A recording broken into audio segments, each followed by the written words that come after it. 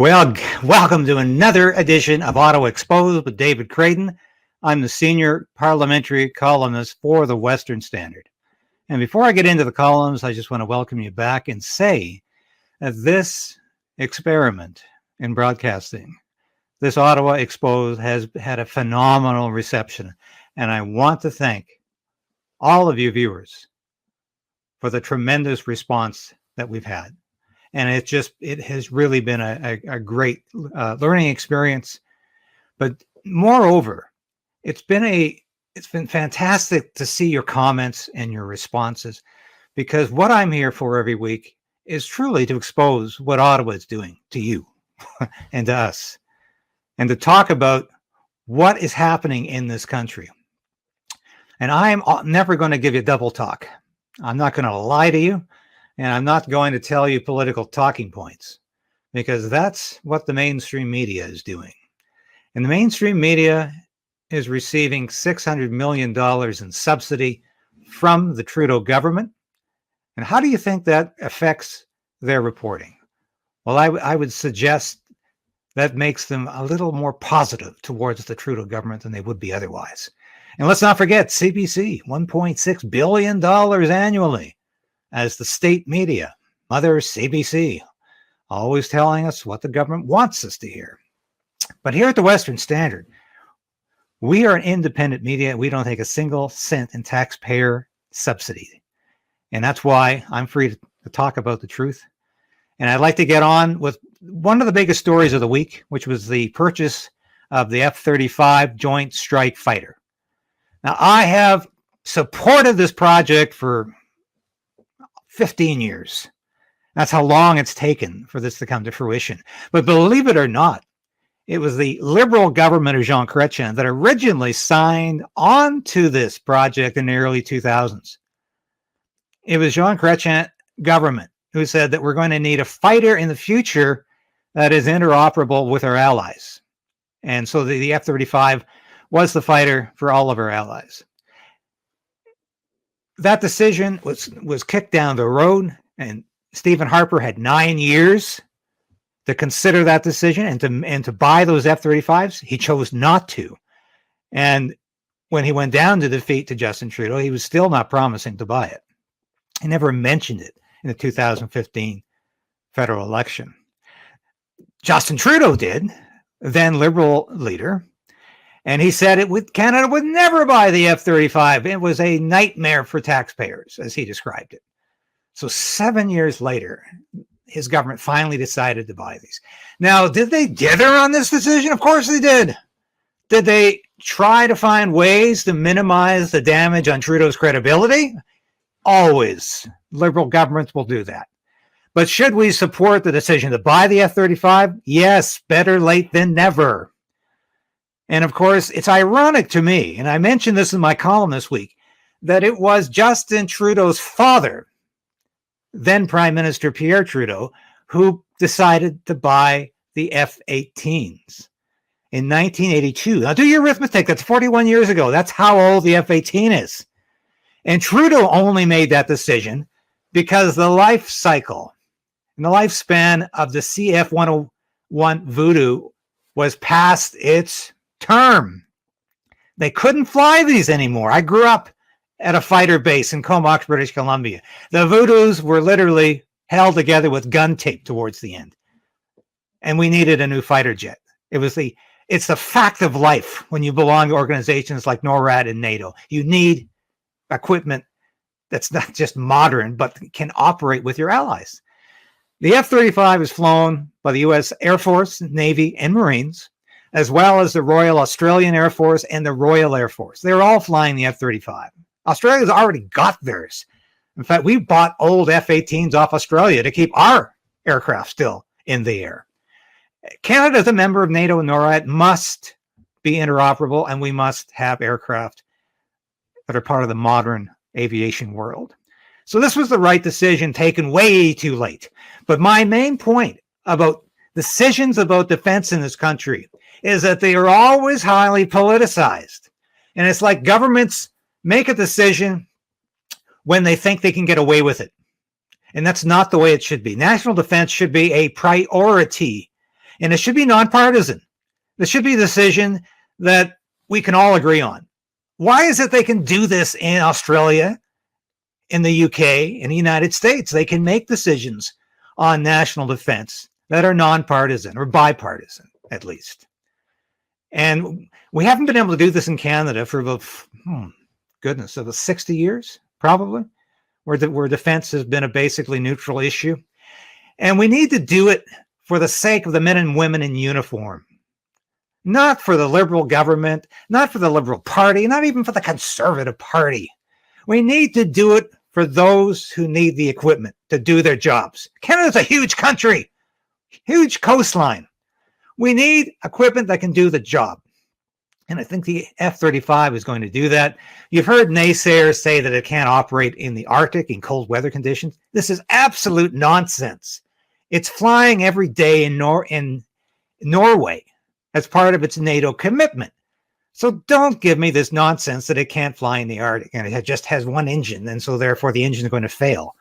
The people who tell you this are peace activists who don't know a single thing about aerospace engineering or defense needs.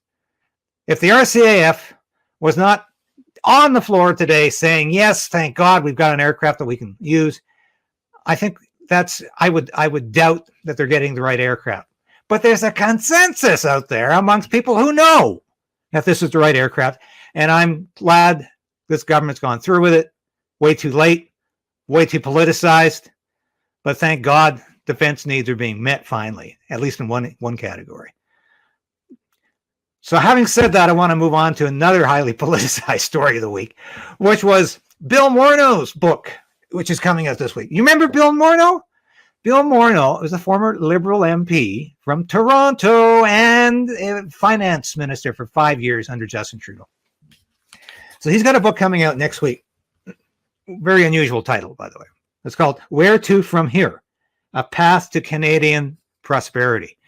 The title is a bit ironic because when you read Morneau and you listen to his recent interviews, he thinks where we're going from here is into a national recession, which he says was spurred by too much government spending under Justin Trudeau.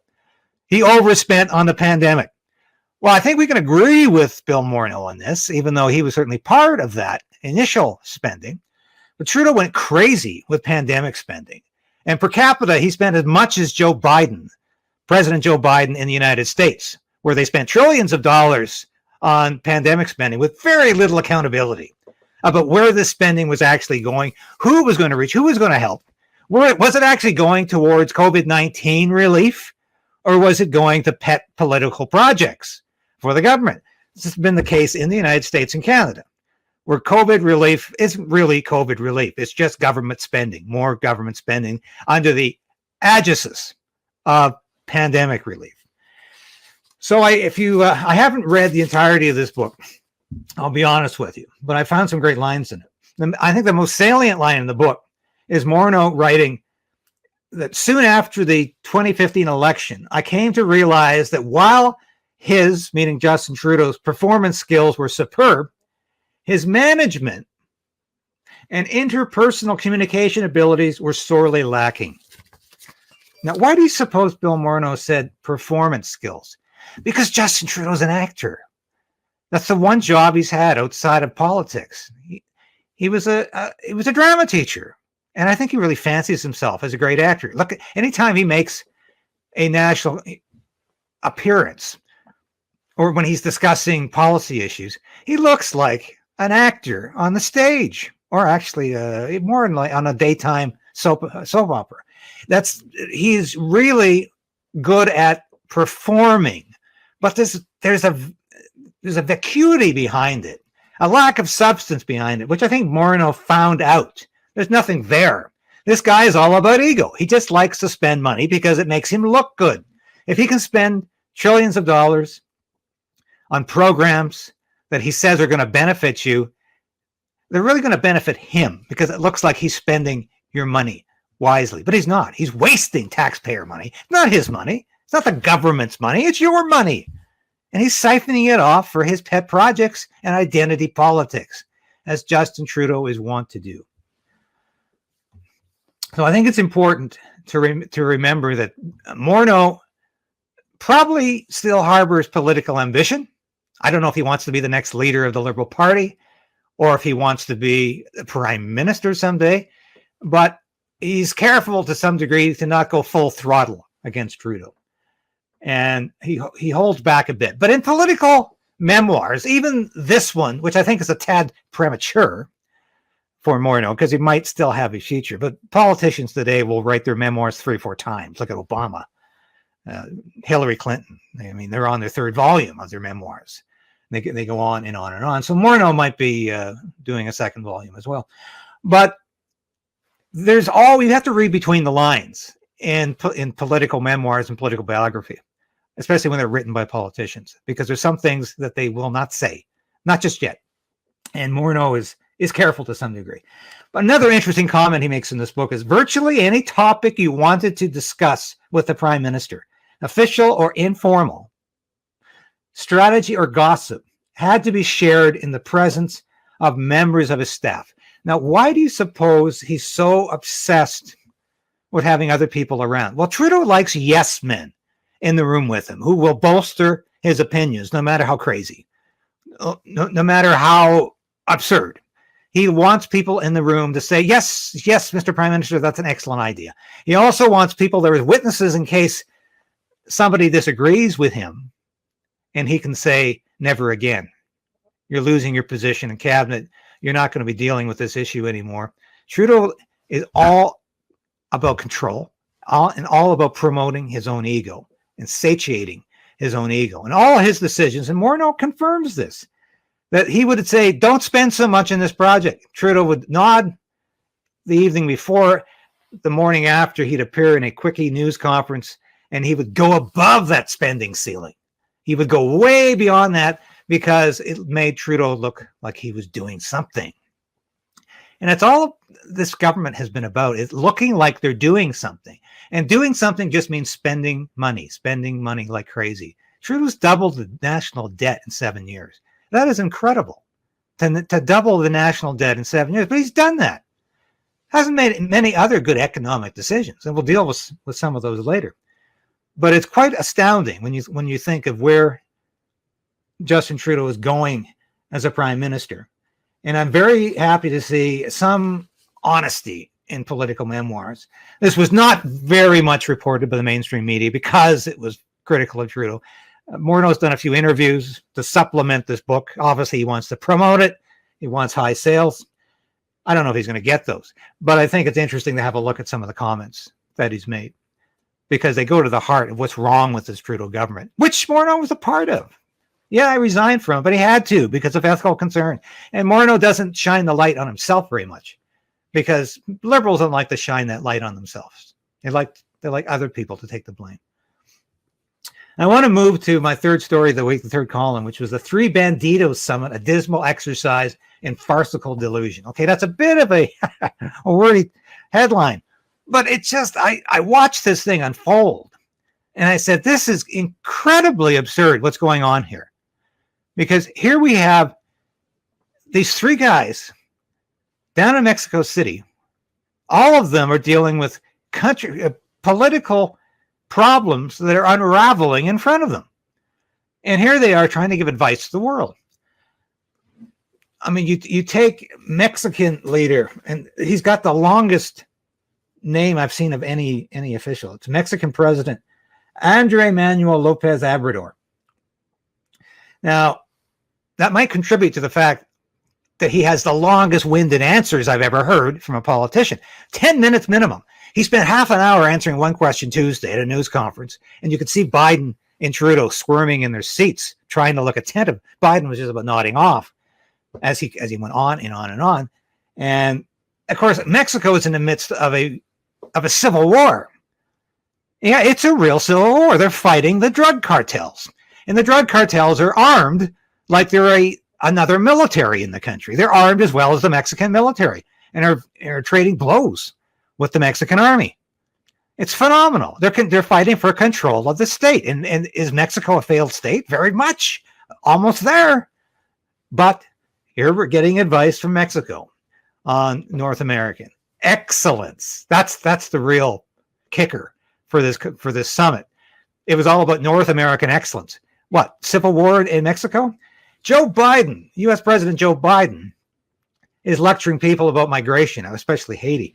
Now, Joe Biden can't control his own southern border. He has no southern border, because illegals are crossing the southern border from Mexico into Texas and Arizona and California at the rate of tens of thousands per week.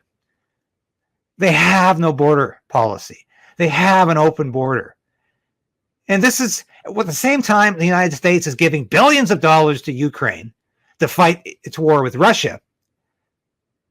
It doesn't protect its own sovereignty on its southern border.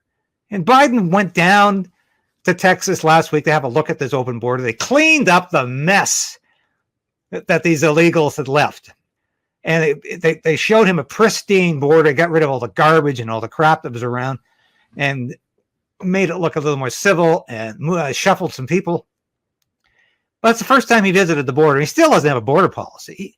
And things are getting worse, not better, for the U.S. at the southern border. And finally, we have our own Prime Minister, Justin Trudeau, the guy who invoked the Emergencies Act last year because he wants to hold on power so dearly. He wants to be so authoritarian. He decided to clamp down on a bunch of peaceful protesters and truckers, blue-collar workers who Trudeau used to say he supported. That's how insecure he is. He has to use a draconian measure like the Emergencies Act to stop protests in his own country. This is also the guy, as I said, who doubled the national debt in 7 years and who said there was no business case for selling natural gas to Germany. No business case.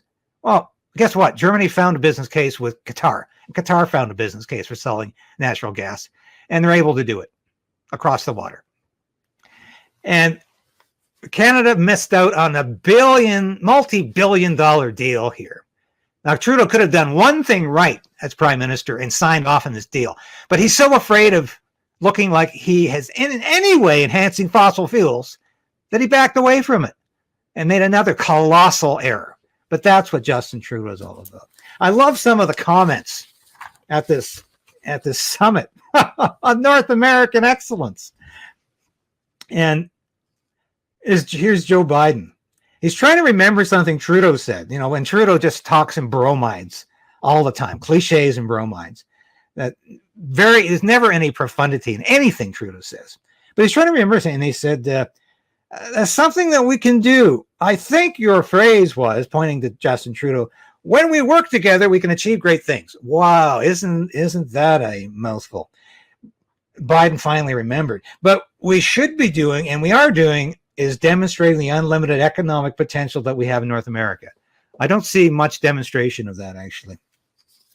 And you remember Jake Sullivan, who was the national security flack during the withdrawal from Afghanistan, that huge fiasco where the U.S. left billions of dollars of equipment for the Taliban, deserted their thousands of allies to the Taliban, essentially allowed the Taliban to retake over the country in a matter of weeks.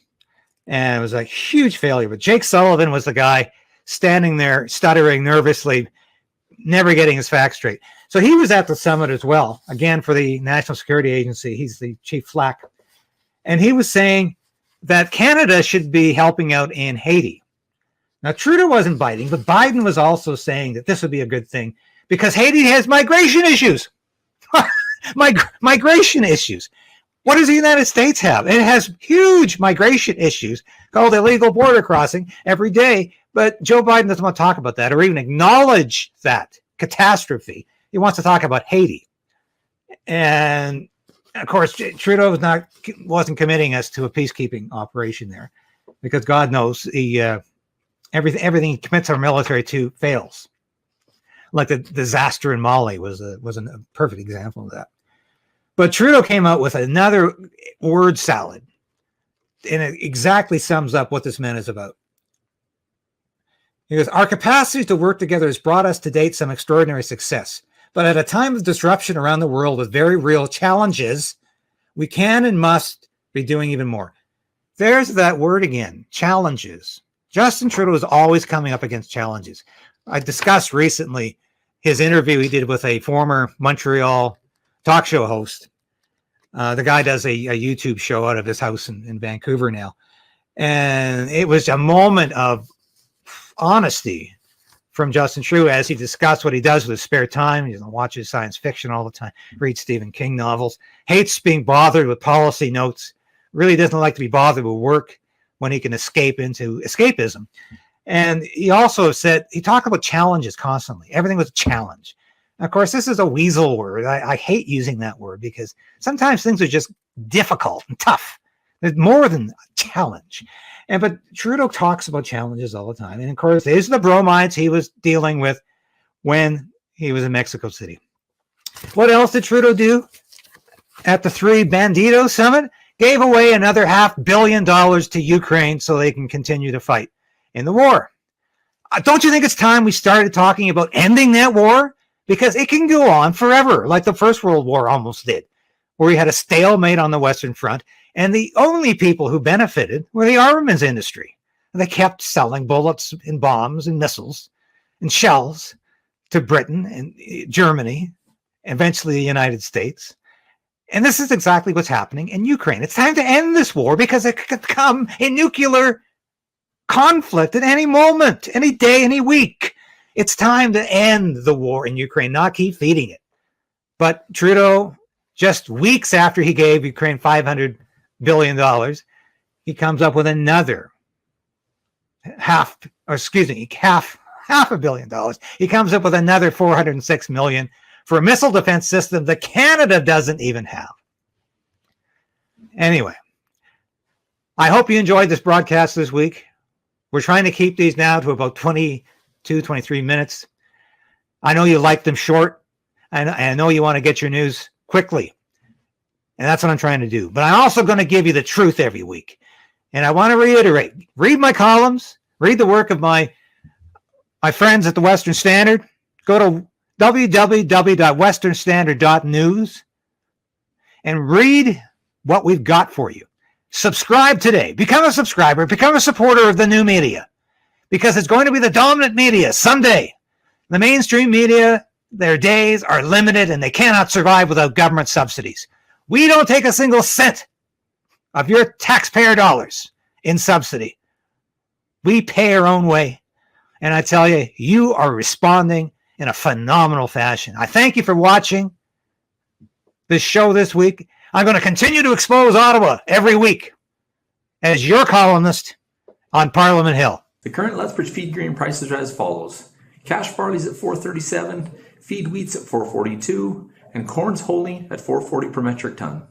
In the milling wheat markets, March Minneapolis futures gained 10 1/4 cents at $9.09, with local hard red spring bids for February movement at $11.55 per bushel. In the oilseeds, nearby canola futures increased $8 at $9.39.80 per ton, with delivered values for February movement at $18.82 per bushel. In the pulse markets, nearby red lentils remain at 33 cents a pound, and yellow peas are trading at $13.50 per bushel. In the cattle markets, February live cattle are down 52 cents at $157.22 per 100 weight. For more information on grain marketing, call me at 403-394-1711. I'm Sean Smith at Marketplace Commodities, accurate real-time marketing information and pricing options.